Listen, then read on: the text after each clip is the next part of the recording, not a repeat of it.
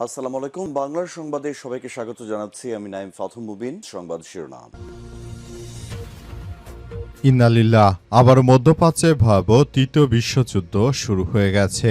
দখলদার ইসরায়েলি বাহিনী এবং মার্কিন যুক্তরাষ্ট্র কোনোভাবেই ইরানের হাত থেকে বাঁচতে পারছে না। আর এরই মাঝে আমাদের হাতে এসে পৌঁছেছে ইরান, ইসরায়েল ও যুক্তরাষ্ট্রের মধ্যে যে তৃতীয় বিশ্বযুদ্ধ চলছে, বিশ্বযুদ্ধের সর্বশেষ গুরুত্বপূর্ণ সবথেকে তাজা আপডেট সংবাদ আপনাদের জানিয়ে দিব।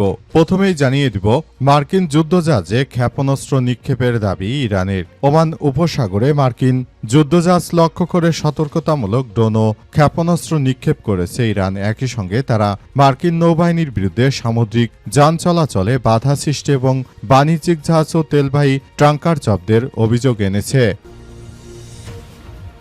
এদিকে বিজেপিতে টানাপোড়েন তুঙ্গে দল ছাড়লেন প্রভাবশালী নেতা আন্নামালাই।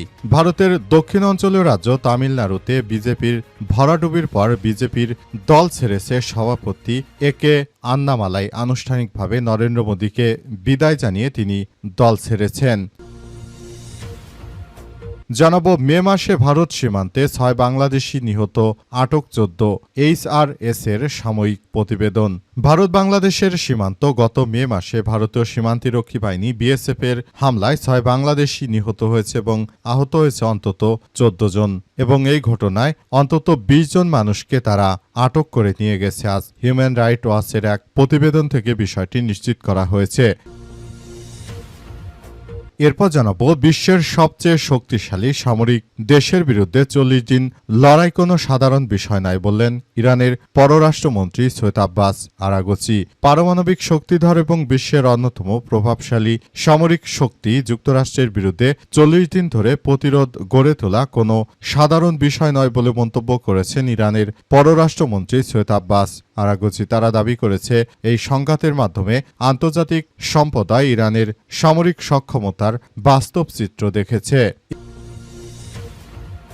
এবং সর্বশেষ জানাবো, রাজধানীর পল্টনে সেই রক্তাক্ত মাহবুব যুবদলের কমিটিতে জায়গা পেলেন। রাজধানীর পল্টন এলাকায় ২০২৩ সালের ২৮ অক্টোবর সরকার পতনের এক দফা দাবিতে জনসভা করে বিএনপি সভাস্থলে পুলিশের সাউন্ড গ্রেনেডের আঘাতে রক্তাক্ত এক যুবদল নেতাকে দেখা যায় নিজের সঙ্গীয় নেতাকর্মীদের রক্ষায় ঢাল হয়ে দাঁড়িয়েছেন। অতিরিক্ত রক্তক্ষরণের কারণে কিছুক্ষণের মধ্যেই পরে জ্ঞান হারিয়ে পড়েন তিনি। অবশেষে তাকে যুবদলে জায়গা দিয়েছে বিএনপি। প্রিয় দর্শক, এতক্ষণ শুনছিলেন সংবাদ শিরোনাম, এবারে বিস্তারিত। তবে তার আগে বন্ধুরা, অনুরোধ থাকবে এই সংবাদটিতে একটি লাইক দিন। এই চ্যানেলে আপনি নতুন হয়ে থাকলে আমাদের সংবাদটি দেখতে দেখতে চ্যানেলটি সাবস্ক্রাইব করে রাখুন। কমেন্ট করে বন্ধুরা আপনার মূল্যবান মতামত জানিয়ে দিন আপনি বিশ্বের কোন দেশ থেকে বা বাংলাদেশের কোন স্থান থেকে আমাদের সংবাদটি দেখছেন এবং শুনছেন। আর বন্ধুরা, গাজা যুদ্ধে আপনি যদি নিরীহ ফিলিস্তিনিদের ভালোবেসে থাকেন বন্ধুরা, কমেন্টে ইয়েস লিখে পুরো বিশ্বকে আমাদের এই তাজা আপডেটটি দেখার সুযোগ করে দিন। এবারে বিস্তারিত। মার্কিন যুদ্ধজাহাজে ক্ষেপণাস্ত্র নিক্ষেপের দাবি ইরানের। ওমান উপসাগরে মার্কিন যুদ্ধজাহাজ লক্ষ্য করে সতর্কতামূলক ড্রোন ও ক্ষেপণাস্ত্র নিক্ষেপ করেছে ইরান। একই সঙ্গে তারা মার্কিন নৌবাহিনীর বিরুদ্ধে সামুদ্রিক যান চলাচলে বাধা সৃষ্টি এবং বাণিজ্যিক জাহাজ ও তেলবাহী ট্যাঙ্কার জব্দের অভিযোগ এনেছে। আজ ইরানের রাষ্ট্রীয় গণমাধ্যমে প্রতিবেদনের বরাত দিয়ে আল জাজিরা এই তথ্য নিশ্চিত করেছে।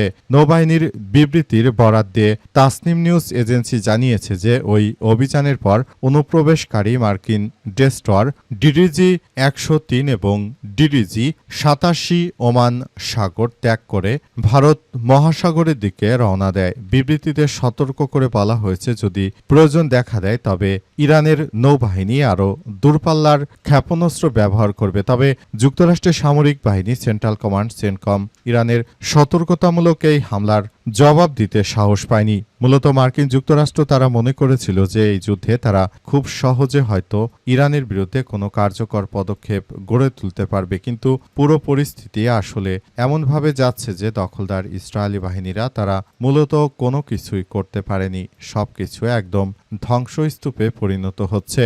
মার্কিন যুক্তরাষ্ট্র এবং দখলদার ইসরায়েলি বাহিনী তারা ইরানের বিরুদ্ধে যতই সন্ত্রাসী কার্যক্রম চালাক না কেন তাদেরকে ধূলিসাৎ করে দেওয়ার জন্য ইরানের বিপ্লবী গার্ড বাহিনীর সদস্যরা তারা পুরোদমে প্রস্তুতি রয়েছে তাদের, এবং মার্কিন যুক্তরাষ্ট্র রাষ্ট্র যতই সন্ত্রাসীমূলক আক্রমণ চালাক না কেন ইরান তাদেরকে ছাড় দেবে না, কারণ ইরান মনে করে মার্কিন যুক্তরাষ্ট্র এবং দখলদার ইসরায়েলি বাহিনী তারা মূলত পৃথিবীতে যে সন্ত্রাসী কার্যক্রমগুলো চালাচ্ছে তার জবাব দিতে ইরান ছাড়া পৃথিবীতে আর কোনো রাষ্ট্রই সেটি দিতে পারবে না বলে এমন তথ্য উল্লেখ করা হয়েছে।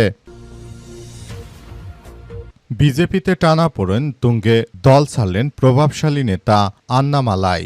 ভারতের দক্ষিণ অঞ্চলীয় রাজ্য তামিলনাড়ুতে বিজেপির অন্যতম পরিচিত মুখ ও সাবেক রাজ্য সভাপতি কে আন্নামালাই আনুষ্ঠানিকভাবে দল ছাড়ার ঘোষণা দিয়েছেন। কয়েকদিন এর জল্পনা কল্পনার অবসান ঘটিয়ে তার পদত্যাগপত্র গ্রহণ করেছে ভারতীয় জনতা পার্টি নরেন্দ্র মোদীর সন্ত্রাসী দল। দলীয় এক বিবৃতিতে জানানো হয়েছে যে বিজেপির জাতীয় সভাপতি নীতিন নবীন তামিলনাড়ু বিজেপি সাবেক সভাপতি কে আন্নামালাইয়ের প্রাথমিক সদস্যপদ থেকে পদত্যাগপত্র গ্রহণ করেছেন। ৪১ বছর বয়সী এই নেতা গত কয়েকদিন ধরে দিল্লিতে বিজেপির শীর্ষ নেতৃত্বের সঙ্গে একাধিক বৈঠক করেন। তিনি দলীয় সভাপতি নীতিন নবীনের পাশাপাশি কেন্দ্রীয় স্বরাষ্ট্রমন্ত্রী অমিত শাহ ও বিজেপির রাষ্ট্রীয় সাধারণ সম্পাদক BL সন্তোষের সঙ্গে সাক্ষাৎ করেন। তবে দীর্ঘ আলোচনার পর শেষ পর্যন্ত তার পদত্যাগপত্র গ্রহণ করা হয়েছে। আন্নামালাইয়ের দল ত্যাগের পর তামিলনাড়ু বিজেপির বর্তমান সভাপতি নৈনার নাগেন্দ্রনাথ বলেছেন যে আন্নামালাইয়ের চলে যায় বিজেপির কোনো ক্ষতি হবে না। বিজেপি বিশ্বের অন্যতম বৃহত্তম রাজনৈতিক দল বলে তিনি দাবি করেছেন। তবে অবশ্যই সমস্যা হবে, কারণ এই হিন্দুত্ববাদীদের এখন আর কেউ ভোট দিতে চাইছে না। বিশেষ করে ভারতের কলকাতার হিন্দুরা ভোট দিয়ে এবার হাড়ে হাড়ে টের পাচ্ছে যে নরেন্দ্র মোদীর সন্ত্রাসী কতটা খারাপ। বিশ্বের সবচেয়ে শক্তিশালী সামরিক দেশের বিরুদ্ধে ৪০ দিন লড়াই কোনো সাধারণ বিষয় নয় বললেন ইরানের পররাষ্ট্রমন্ত্রী সৈয়দ আব্বাস আরাগচি। মার্কিন যুক্তরাষ্ট্র এবং দখলদার ইসরায়েলি বাহিনী যেভাবে ইরানের উপর একটানা আক্রমণ চালিয়েছে আর ইরান সেখান থেকে যে এই পর্যন্ত বেঁচে ফিরে এসেছে সেটি ইরানের জন্য অনেক বড় বিষয় বলে এমন তথ্য সামনে এসেছে। মূলত মার্কিন যুক্তরাষ্ট্র যে ধরনের আসলে সন্ত্রাসী কার্যক্রম শুরু করেছে সেটি সারা বিশ্বের বুকে দখলদার ইসরায়েলি বাহিনীকে একদম মাটির সঙ্গে মিশিয়ে দিয়েছে।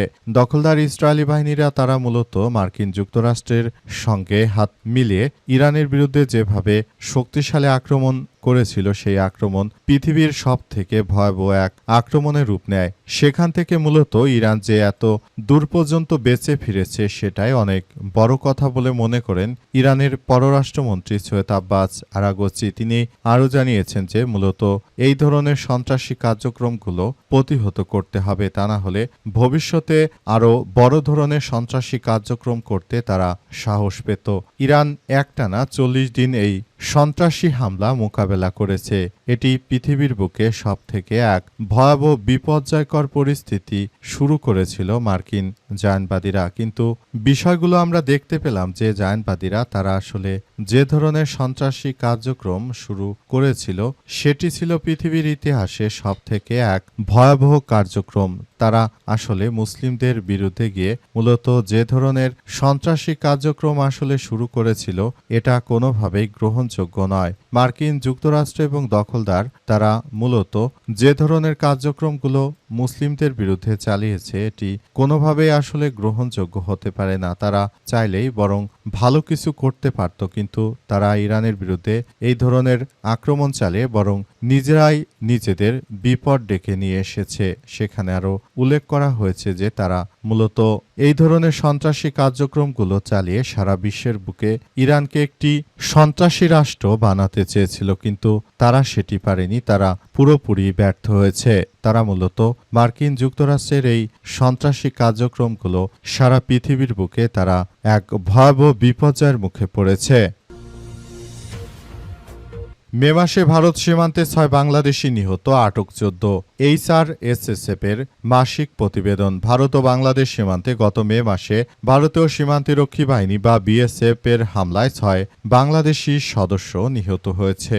এই ঘটনায় ভারত এবং বাংলাদেশের সীমান্তবর্তী এলাকায় এখন থমথমে অবস্থা বিরাজ করছে। অনেকে বলাবলি করছে যে বিশেষ করে ভারতের কুখ্যাত নরেন্দ্র মোদী সন্ত্রাসী যখনই ক্ষমতায় এসেছে তখন থেকে আসলে ভারত এবং বাংলাদেশ এই দুই রাষ্ট্রের মধ্যে এক বড় ধরনের সমস্যার সৃষ্টি হয়েছে। মূলত এই ভারতীয় সন্ত্রাসী মদতপুষ্টরা তারা মূলত এমন কিছু করতে চাইছে যাতে করে মুসলিমদেরকে টার্গেট করে তারা এই ধরনের আক্রমণ চালিয়ে যেতে পারে, এমন তথ্যই সামনে এসেছে। মূলত তারা এমন ধরনের কার্যক্রম চালাতে চাইছে যাতে করে তারা ভবিষ্যতে এই ধরনের সন্ত্রাসী কার্যক্রমগুলো চালিয়ে যেতে পারে। এটি সবার জন্য বড় ধরনের সমস্যার সৃষ্টি করছে। বিশেষ করে ভারতের সন্ত্রাসী নরেন্দ্র মোদী দল ক্ষমতা আসার পর থেকে বাংলাদেশের বিরুদ্ধে এই ধরনের অপকর্ম করে বেড়াচ্ছে নরেন্দ্র মোদী সন্ত্রাসী দল। তারা মূলত কখনোই বাংলাদেশ একটি রাষ্ট্র হিসেবে ভালো অবস্থানে যাক সেটি কখনোই চায় না ভারতের এই কুখ্যাত সন্ত্রাসী নরেন্দ্র মোদী। মূলত নরেন্দ্র মোদী আসলে এমন ধরনের কার্যক্রম চালাচ্ছে, সারা বিশ্ব জুড়ে নরেন্দ্র মোদী সন্ত্রাসীর এই কার্যক্রমগুলো সবাই দেখভাল করছে এবং তারা মূলত নতুন করে এই ধরনের সন্ত্রাসীমূলক কর্মকাণ্ড চালিয়ে যাচ্ছে। মূলত এদের বিরুদ্ধে সবাইকে এখনই সচেতন থাকতে হবে। দখলদার ইসরায়েলি বাহিনী এবং দখলদার মার্কিন যুক্তরাষ্ট্র যেভাবে ইরানের বিরুদ্ধে একরকম যুদ্ধ চালাচ্ছে, ভারতও একইভাবে আমাদের বাংলাদেশের বিরুদ্ধে এক অঘোষিত যুদ্ধ শুরু করে দিয়েছে এই ভারতের কুখ্যাত সন্ত্রাসী নরেন্দ্র মোদী। তাদের হাত থেকে মূলত বাংলাদেশের জনতাকে রক্ষা করার জন্যই বৈষম্য বিরোধী ছাত্র আন্দোলন সেদিন রাজপথে নেমেছিল। তারা রাজপথে নেমেছিল বিধায় আজ স্বৈরাচারী শেখ হাসিনা দেশ ছেড়ে পালিয়ে গেছে।